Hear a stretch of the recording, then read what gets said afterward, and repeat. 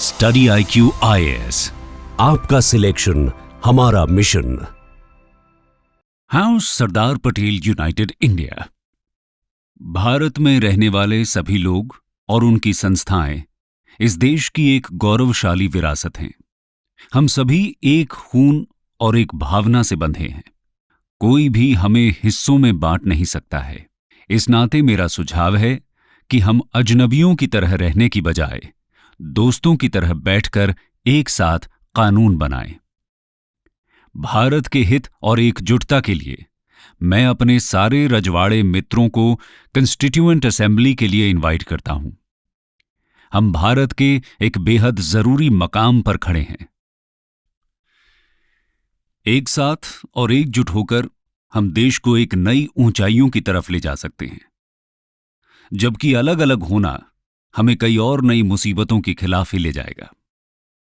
मुझे उम्मीद है कि सारे भारतीय राज्य इस बात का ध्यान रखेंगे कि साझा सहयोग का कोई दूसरा और विकल्प नहीं होता सिवाय अराजकता के, यानी बिखराव और एनार्की। यदि हम कॉमन ड्यूटीज और बाकी कामों को एक साथ करने में नाकामयाब होते हैं तो ये बिखराव छोटे हों या बड़े, सभी राज्यों को तबाह कर देगा। दोस्तों, ये शब्द हैं 1947 में भारत के तत्कालीन उप प्रधानमंत्री और गृह मंत्री सरदार वल्लभ भाई पटेल के, जिन्होंने एक प्रेस कॉन्फ्रेंस में प्रिंसली स्टेट्स के राजाओं को कहे थे जब भारत को एक देश बनाना था।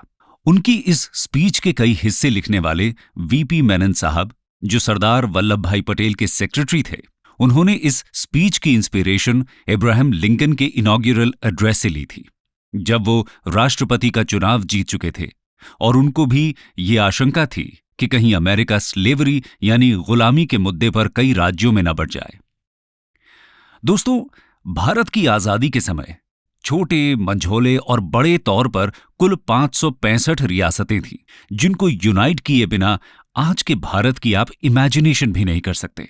अगर सरदार पटेल ने इंडिया को यूनाइट न किया होता तो शायद आज गोल्डन क्वाड्रिलैटरल जैसा एक्सक्विजिट ट्रैवल रूट एग्जिस्ट भी नहीं करता और आपको दिल्ली से जयपुर तक के लिए ही वीजा लेना पड़ जाता।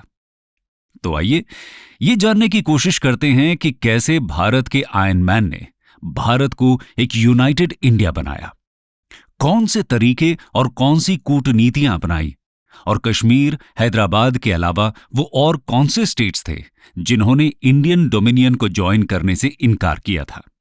लेकिन ये जानने से पहले उन हालातों पर नजर डालते हैं जिसमें ब्रिटिशर्स भारत को छोड़कर गए। बैकग्राउंड। दोस्तों, 1947 भारत की आजादी का साल और 15 अगस्त हमारी आजादी का दिन और इंडिया के आखिरी वाइसरॉय लॉर्ड लुई माउंटबैटन की रिटर्न डेट थी। जी हां दोस्तों, ऐसा कई जगहों पर लिखा है कि सिंस माउंटबैटन की रिटर्निंग टिकट अगस्त 15 की थी तो उन्होंने इसी डेट को इंडिया को डोमिनियन और ट्रांसफर ऑफ पावर का दिन चुना।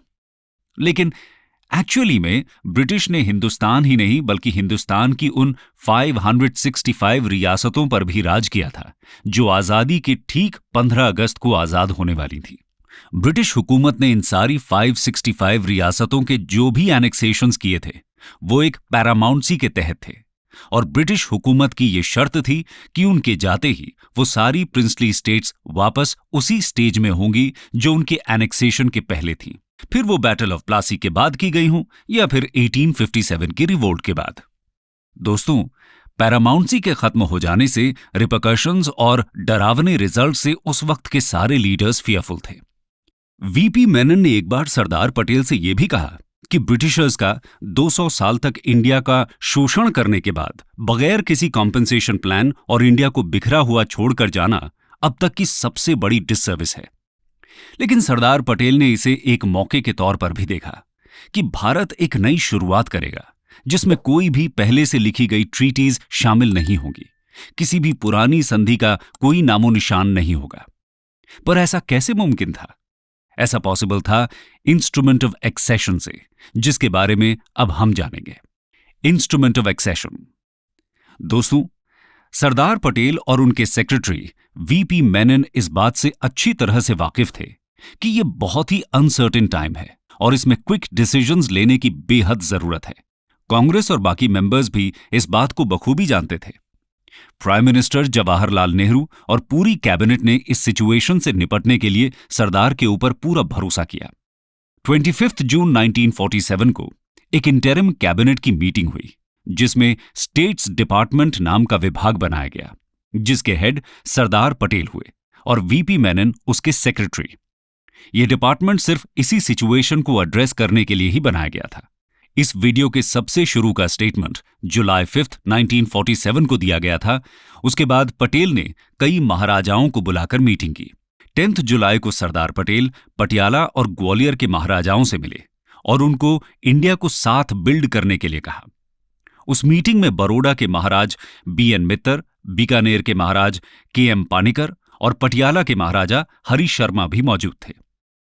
24 जुलाई को नाबानगर, मैसूर और बाकी और भी कई राजाओं से मिलने के बाद मेनन और पटेल ने इंस्ट्रूमेंट ऑफ एक्सेशन ड्राफ्ट किया, जिसके तहत प्रिंसली स्टेट्स को इंडियन डोमिनियन में शामिल होने के लिए साइन करना था। यह इंस्ट्रूमेंट ऑफ एक्सेशन इंडिया का एक हिस्टोरिक डॉक्यूमेंट है, क्योंकि आज के इंडिया की नींव कहीं ना कहीं इन्हीं सिग्नेचर्स से हुई जो उन सारे प्रिंसली स्टेट्स ने किया। पर ऐसा क्या था इस इंस्ट्रूमेंट ऑफ एक्सेशन में? आइए जानते हैं। 3 कीज फॉर एक्सेशन। दोस्तों, सरदार पटेल ने प्रिंसली स्टेट्स को 3 इंपॉर्टेंट चीजों के एक्सेशन के लिए राजी किया: डिफेंस, एक्सटर्नल अफेयर्स और कम्युनिकेशन। इसमें डिफेंस और एक्सटर्नल अफेयर्स का प्रोविजन पहले से था, लेकिन सरदार और मेनन ने बाद में कम्युनिकेशन को भी जोड़कर एक बेहद इंपॉर्टेंट कन्विंसिंग फैक्टर को ऐड कर दिया था। आइए जानते हैं कैसे। सबसे पहले बात करते हैं डिफेंस की। डिफेंस में दोस्तों नेवी, आर्मी और एयरफोर्स शामिल था। यानी अगर फ्यूचर में किसी भी प्रिंसली स्टेट के ऊपर किसी कंट्री, आर्मी या किसी मिलिटेंट ऑर्गेनाइजेशन का भी कोई अटैक होता तो वहां इंडियन डिफेंस फोर्सेस को डिप्लॉय किया जाता। कई राजाओं ने माउंटबेटन से यह भी कहा था कि वो इस मैटर को अपने आप हैंडल नहीं कर पाएंगे। ऐसा इसलिए क्योंकि सेकेंड वर्ल्ड वॉर के बाद दुनिया में हथियारों के कैसे रूप आ चुके थे, ये किसी से छुपा नहीं था, फिर वो हाई एंड फाइटर प्लेन्स हों या इवन न्यूक्लियर बॉम्ब्स। सेकेंड था एक्सटर्नल अफेयर्स, यानी किसी दूसरे देश के साथ कोई ट्रीटी, किसी क्रिमिनल का एक्सट्रेडिशन, सरेंडर और बाहर रह रहे इंडियंस की सिटीजनशिप से रिलेटेड चीजें। उस वक्त तक यूनाइटेड नेशंस, IMF और वर्ल्ड हेल्थ ऑर्गेनाइजेशंस जैसी ग्लोबल संस्थाएं भी बन चुकी थीं। माउंटबेटन ने राजाओं को यह स्ट्रेस भी किया कि एक्सटर्नल अफेयर्स और डिप्लोमेसी राजाओं ने ईस्ट इंडिया कंपनी से पहले ना तो की है और ना ही उन्हें इसका कोई तजुर्बा है। और दुनिया के सारे देशों में दूतावास यानी एम्बेसीज और कॉन्सुलेट्स बनाना, वहां के लिए स्टाफ रखना, उसको ऑर्गेनाइज्ड रखना, उन सारी प्रिंसली स्टेट्स के लिए और भी खर्च बढ़ा देगा। और यह भी उनके लिए काफी शर्म की बात होगी कि कंट्री के फॉरेन अफेयर्स तो वो स्टेट्स खुद संभाल रही हैं, लेकिन अपने ही डिफेंस के लिए वो किसी और पर निर्भर हैं। थर्ड इंपॉर्टेंट मुद्दा था कम्युनिकेशन। दोस्तों, ये वो फैक्टर था जिसे आप कंट्री की नसें यानी वेन्स कह सकते हैं। किसी भी देश के लिए प्रॉपर संचार और ट्रांसपोर्ट होना बेहद क्रूशल फैक्टर होता है। कम्युनिकेशन में काफी चीजें इंक्लूडेड थी, जैसे postal departments, telegrams, telegraphs, telephones, wireless services like radio और मीडिया ब्रॉडकास्टिंग, जो कि उस समय का आप इंटरनेट समझिए, और उसके साथ साथ बाकी सारे forms of communication. Federal railways, major और माइनर रेलवे स्टेशंस, उनकी सेफ्टी, फेयर्स, टर्मिनल चार्जेस, यानी अगर भोपाल स्टेट कोई प्रोडक्ट बना भी लेता तो उसे खुद ही वो सारे खर्चे उठाने पड़ते, बस एक पड़ोस के स्टेट में डिलीवर कराने के लिए। उसके बाद इंटरचेंज ट्रैफिक और इस पूरे ट्रांसपोर्ट में पैसेंजर्स और गुड्स की सेफ्टी। उसके बाद आता है मैरीटाइम शिपिंग एंड नेविगेशन, यानी किसी पोर्ट से प्रोडक्ट्स की आवाजाही, उनकी डिलिमिटेशन, उसके सारे ज्यूरिसडिक्शन और उसकी पूरी वर्किंग प्रोसेस, जो कि किसी भी कंट्री के रेवेन्यू के लिए बेहद जरूरी है। पूरा एयर नेविगेशन, एयर ट्रैफिक और एविएशन से जुड़ी हुई सेफ्टी के मैटर्स, एयर ट्रैवल की फैसिलिटी और पैसेंजर्स की सेफ्टी, रेलवे से जुड़ी पुलिस फोर्सेस के सारे नियम और कायदे कानून, वो भी इंडिया या पाकिस्तान की गवर्नमेंट को उनकी टेरिटरीज में हैंडओवर होना था। दोस्तों, सरदार पटेल ये जानते थे कि अकेले उनके कहने से शायद प्रिंसली स्टेट्स को उतना फर्क नहीं पड़ने वाला है। ऑलरेडी जूनागढ़, हैदराबाद समेत कुछ और भी स्टेट्स अलग होने की इच्छा जाहिर कर चुके थे। हैदराबाद के निजाम मीर उस्मान अली खान ने तो जून 1947 में ही अखबारों के जरिए यह ऐलान कर दिया था कि हैदराबाद एक अलग मुल्क रहेगा। ऐसे में पटेल और मेनन ने माउंटबेटन से मदद मांगी। जानते हैं नेक्स्ट सेक्शन में।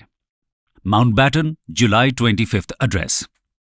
पटेल और मेनन ने माउंटबेटन को इस बात के लिए राजी किया कि वो सारे रजवाड़ों को भारत में मिलने के फायदे बताएं। इसके अलावा माउंटबेटन से यह भी कहा कि अगर वो भारत को इस हालात में छोड़कर जाते हैं तो इतिहास कहीं ना कहीं उन्हें इस पूरे केओस का दोषी मानेगा। उन्हें इस बात से लुभाने की कोशिश की कि माउंटबेटन इतिहास के पन्नों में अपना नाम किस हिसाब से लिखवाना चाहते थे। दोस्तों, 25 जुलाई को एक एक्सटेम्परी स्पीच में माउंटबेटन ने ऊपर के तीनों की फैक्टर्स को चेंबर ऑफ प्रिंसेस के एक स्पेशल सेशन में बताया और यह जोर दिया कि इन चीजों को स्टेट्स अपने दम पर मैनेज नहीं कर सकते, और लास्ट में एक कंक्लूडिंग रिमार्क दिया कि आप अपने ठीक पड़ोस की डोमिनियन गवर्नमेंट से भाग नहीं सकते, जिसके बहुत से लोग आपके राज्य के हैं। पटेल और मेनन के एफर्ट्स और माउंटबेटन के एड्रेस के बाद भी ऐसा नहीं था कि इंस्ट्रूमेंट ऑफ एक्सेशन पर साइन करने के लिए सारे ही प्रिंसली स्टेट्स तैयार थे। कुछ ऐसे भी स्टेट्स थे जो इसके बिल्कुल खिलाफ थे। आइए जानते हैं इन रिलक्टेंट स्टेट्स के बारे में। Reluctant states. पहले बात करते हैं जूनागढ़ की। जूनागढ़ प्रोमिनेंटली 80% हिंदूज का स्टेट था, जो गुजरात के सदर्न सौराष्ट्र का एक बड़ा हिस्सा था। वहां के नवाब मोहम्मद महाबत खान जी थर्ड पाकिस्तान में शामिल होना चाहते थे, जो कि वहां की पॉपुलेशन को बिल्कुल मंजूर नहीं था। नवाब के दीवान शाहनवाज भुट्टो, जो कि पहले कराची में मुस्लिम लीग के एक पॉलिटिशियन थे, उन्होंने नवाब को इन्फ्लुएंस करना शुरू कर दिया था। यहां आपको बता दूं कि पाकिस्तान के फॉर्मर पीएम जुल्फिकार अली भुट्टो शाहनवाज भुट्टो के ही बेटे थे। जिन्ना की ये चाल थी जिसके जरिए वो कश्मीर का कार्ड खेलना चाहता था कि जब एक हिंदू मेजॉरिटी स्टेट को एक मुस्लिम राजा नहीं रूल कर सकता है, तो कश्मीर, जो कि एक मुस्लिम मेजॉरिटेरियन स्टेट है, उसको कोई हिंदू राजा रूल क्यों करे। पटेल और माउंटबेटन जिन्ना की इस चाल को कहीं ना कहीं समझ चुके थे। इसलिए पटेल के कहने पर मेनन ने उस रियासत के 2 छोटे राज्यों मंगरोल और बाबरियावाड़ स्टेट्स को इंडिया में मिलाने को मना लिया। इस पर जूनागढ़ के नवाब ने उन दोनों राज्यों पर हमला कर दिया, जिसके बाद पटेल ने मिलिट्री इंटरवेंशन के साथ ही जूनागढ़ का कंप्लीट इकोनॉमिक ब्लॉकेड कर दिया। महाबत खान ने पाकिस्तान से मदद मांगी, लेकिन कोई हेल्प नहीं आई। इस बात की नवाब को भनक लगने पर वो अपना बोरिया बिस्तर बांधकर कराची भाग गए और इस तरह जूनागढ़ इंडियन डोमिनियन में शामिल हो गया। 20 फरवरी 1948 को एक प्लेबिसाइट यानी जनमत संग्रह हुआ, जिसमें 99.2% वोटर्स ने इंडिया में बने रहने के लिए वोट किया था। पाकिस्तान ने जूनागढ़ के इस जनमत संग्रह को कुछ इंटरनेशनल फोरम्स में इंडिया के खिलाफ कश्मीर के लिए भुनाने की भी कोशिश की, लेकिन भारत ने इसको कामयाबी से काउंटर करते हुए कहा कि इंडिया को ऐसा कदम जूनागढ़ की सरकार की बुरी तरह फेल हो जाने के कारण उठाना पड़ा था। अब बात करते हैं जोधपुर की। जोधपुर उस समय की तीसरी सबसे बड़ी स्टेट थी। वहां के प्रिंस हनवत सिंह राठौड़ इंडिया में शामिल तो होना चाहते थे, लेकिन वो इस बात से ज्यादा अट्रैक्टेड थे कि पाकिस्तान एक नया देश है तो उन्हें अपने हिसाब से व्यापार में कुछ फायदे मिल जाएंगे। उन्होंने जिन्ना के सामने ये शर्त रखी कि कराची पोर्ट उन्हें दे दिया जाए और उनके व्यापार पर टैक्स न लगाया जाए, जिसे जिन्ना ने मान भी लिया था। जब सरदार को इस बात का पता चला तो उन्होंने माउंटबेटन को कहा कि वो हनवत से कहें कि उन्हें पटेल से मिलना चाहिए। सरदार पटेल ने हनवत को वो सारी फैसिलिटीज देने के लिए कहा जो जिन्ना ने कही थी। पटेल ने जोधपुर को कच्छ के पोर्ट से जोड़ने की भी रियायत हनवत सिंह को दी और इस तरह जोधपुर भी इंडियन डोमिनियन का हिस्सा हो गया। जोधपुर के अलग होने का मतलब था कि पड़ोस की बीकानेर और जैसलमेर रियासत का भी पाकिस्तान में मिलने की बड़ी पॉसिबिलिटी होना, और ऐसा होने पर इंडिया और भी बड़ी प्रॉब्लम में आ जाता, जिसे पटेल ने एस्ट्यूट डिप्लोमेसी से सॉल्व किया। जोधपुर से चलते हैं अब भोपाल की तरफ। भोपाल, दोस्तों, भोपाल वो आखिरी प्रिंसली स्टेट था जिसने इंस्ट्रूमेंट ऑफ एक्सेशन पर साइन किए थे, और वो भी 30 अप्रैल 1949 को। भोपाल के नवाब हमीदुल्ला खान 1926 में गद्दी पर बैठे थे और उन्होंने कई बार यह कोशिश की कि भोपाल एक इंडिपेंडेंट देश बना रहे, लेकिन यह तरकीब ज्यादा दिनों तक काम नहीं कर सकी। भोपाल को इंस्ट्रूमेंट ऑफ एक्सेशन पर साइन करने के बाद कुछ वक्त के लिए खुद के दम पर रहने दिया गया। भोपाल इंडिया का हिस्सा तो था, लेकिन एडमिनिस्ट्रेशन भोपाल के नवाब के ही जरिए होना था। लेकिन वहां की जनता उनकी इर्रिस्पॉन्सिबल गवर्नेंस से बहुत गुस्सा हो चुकी थी। आजादी के बाद 1948 से लेकर जनवरी 1949 तक राज्य में नवाब हमीदुल्लाह के खिलाफ कई आंदोलन हुए। उन्होंने पटेल को सलाह के लिए फोन किया, जिसका सॉल्यूशन पटेल ने यही बताया कि भोपाल को इंडियन डोमिनियन में पूरी तरह शामिल कर लिया जाए, ताकि इंडियन गवर्नमेंट वहां की बागडोर संभाले और वहां की सिचुएशन को काबू में किया जा सके। और उसके बाद क्या था? अप्रैल 1949 में भोपाल भी भारत का एक राज्य बन गया। अब मध्य प्रदेश से चलते हैं दक्षिण की ओर, ट्रैवनकोर स्टेट में। ट्रैवनकोर, दोस्तों, ट्रैवनकोर भी उन स्टेट्स में था जो इंडिया को ज्वाइन नहीं करना चाहते थे। ट्रैवनकोर के राजा सर सीपी रामास्वामी अय्यर, जो कि डिस्टिंग्विश्ड लॉयर भी थे, 1946 में ही ये बात बोल दी थी कि वो ट्रैवनकोर को इंडियन डोमिनियन में ज्वाइन नहीं करेंगे। कुछ रिपोर्ट्स का यह भी मानना था कि उनके इंडिपेंडेंस के क्लेम के पीछे ब्रिटेन की बैकिंग थी। मोनाजाइट नाम का एक मिनरल, जो कि ट्रैवनकोर में काफी मात्रा में मौजूद था, ब्रिटेन की नजर एक्चुअली उस पर थी। मोनाजाइट की बदौलत ब्रिटेन और बेटर न्यूक्लियर वेपन्स डिवेलप करके उस समय इस रेस में आगे होना चाहता था। लेकिन रामास्वामी के इस फैसले से ट्रैवनकोर की जनता खुश नहीं थी, और फिर केरला सोशलिस्ट पार्टी के एक मेंबर ने उन्हें जान से मारने की कोशिश भी की, जिसके बाद राज्य में इंटरनल लॉ एंड ऑर्डर की सिचुएशन बिगड़ने की बहुत पॉसिबिलिटी थी। इस असैसिनेशन अटेम्प्ट के बाद रामास्वामी अय्यर ने इंडियन डोमिनियन को ज्वाइन कर लिया था। अब बात करते हैं एक बहुत ही इंपॉर्टेंट स्टेट हैदराबाद की। हैदराबाद, दोस्तों, हैदराबाद का इंटीग्रेशन इंडिया का सबसे चर्चित इंटीग्रेशन था, जिसमें बात इंडियन आर्मी तक पहुंच गई थी। हैदराबाद के निजाम उसामा अली खान ने यह तय कर लिया था कि हैदराबाद ना तो इंडिया के साथ जाएगा और ना ही पाकिस्तान के साथ।